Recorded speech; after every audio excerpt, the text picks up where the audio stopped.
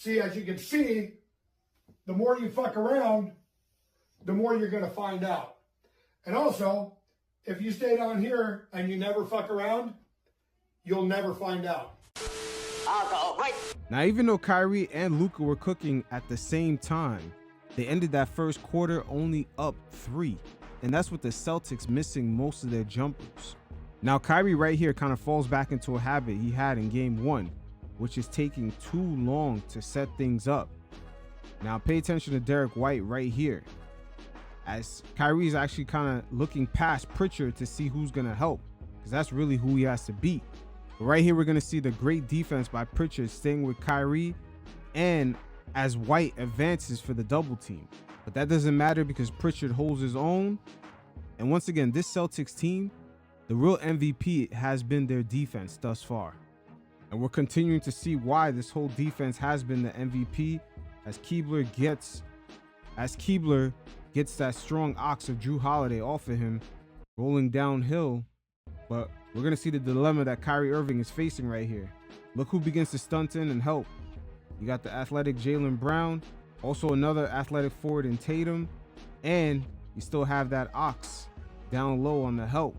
So Kyrie's dilemma is not quite over yet. You see right here, this has been his conundrum the whole series, dealing with the help defense. All 4 of these guys can actually hold their own. Right here's another prime example of the Celtics not allowing Kyrie to set up. Check out Drew Holiday, he stunts in. They're leaving PJ wide open, especially from around here. As long as PJ is not in the corners, they don't mind sagging off of him. So Kyrie trying to set up quickly. I remember in the Minnesota Timberwolves series, Kyrie in transition was making them pay every single time. So the Celtics having multiple defenders who can hold their own is actually kind of hurting him from setting up that way. And also with Kyrie, I'm not sure if he's psyching himself out, but he's always worrying about that help defender. He's not necessarily worried about the guy in front of him, just who does he have to make an extra move to get past. And thus far, he's had a hell of a task. You got to get past Jaylen Brown, Drew Holiday. You got to worry about KP down low. And you have another athletic wingman in Tatum. And not to mention, White isn't bad himself. So just like Pritchard right there. So just like Pritchard in the previous play, White holds it down. Now the Celtics defense right here is pretty disciplined.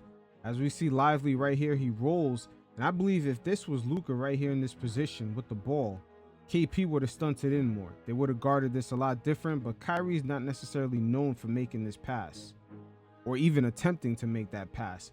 But for the most part, KP down low serves as a threat to kind of take away from Lively right here. And we're pretty much just going to leave Kyrie one-on-one with Tatum. And keep in mind, Kyrie's bird's eye view is really focusing on the help man.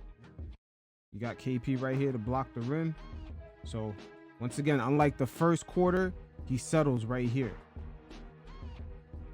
So the Celtics defense continuing to show that discipline. We see Gafford right here on this roll. Now Green at this corner, they're going to sag off of him.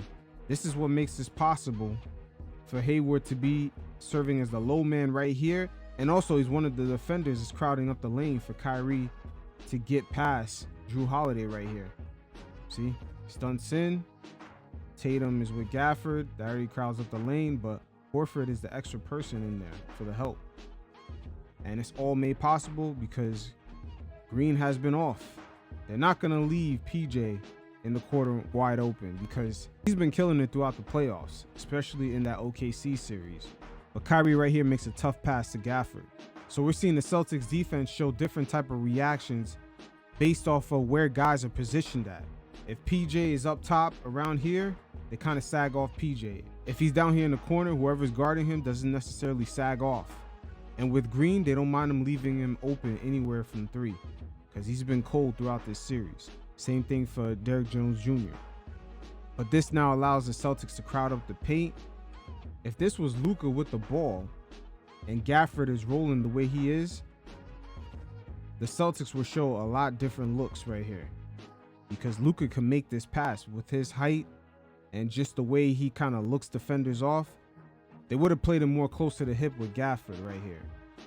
But because it's Kyrie, they sag off of Gafford right here a little bit on the roll. Green in the corner could sag off of him, start crowding up Kyrie's lane. Look how many guys he's got to get past. And Gafford already crowds up the lane by having his defender and Tatum there. At the same time, you keep Jaylen Brown on Luka. If PJ would happen to be up here while Kyrie was making his drive, man, it would have been worse, because definitely White would have fully committed on that stunt. Right here, one-on-one with White, and look at KP. He's going to take away Kyrie's driving lanes right here. And as I stated earlier, check out Derrick Jones Jr. They're going to leave him wide open. Sagging off of him and PJ up here is really what's killing them. If these guys were just knocking down the shots, this would be a whole different series. Now Kyrie right here is going to get a double screen. And he's going to get a one-on-one matchup with KP. But check out the defense. They're going to make their adjustments right here.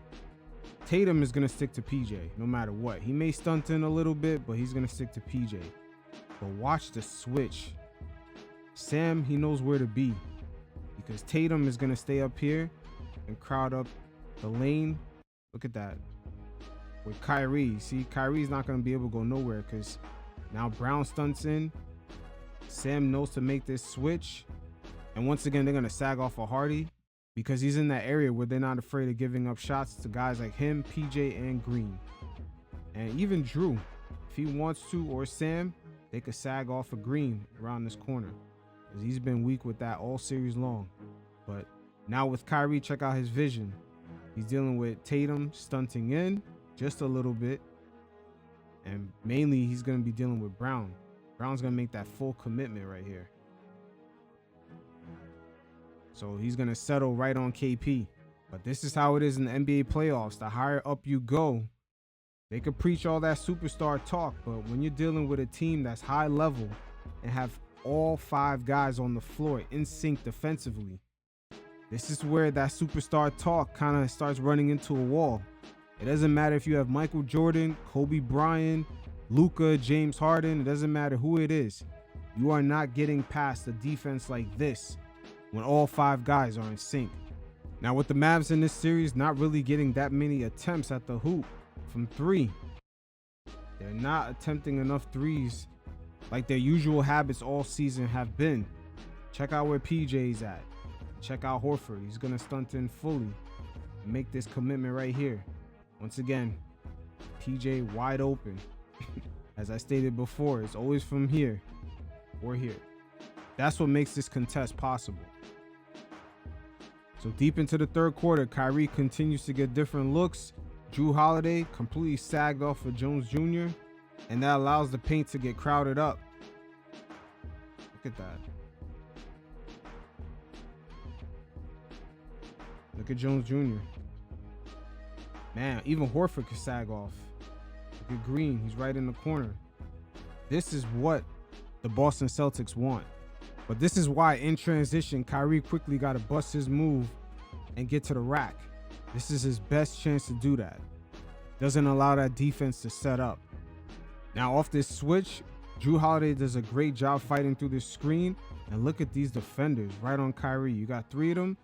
And you also got a 4th defender here, because we all know Al Horford, he's going to stunt in and completely sag off of Derrick Jones Jr. in the corner. It's really White who has to stay. But because of Kyrie's on the opposite side, he could stunt in a little bit, but he's going to get back to PJ because they're not trying to give up this shot. But it leaves for things to get quite difficult for Kyrie.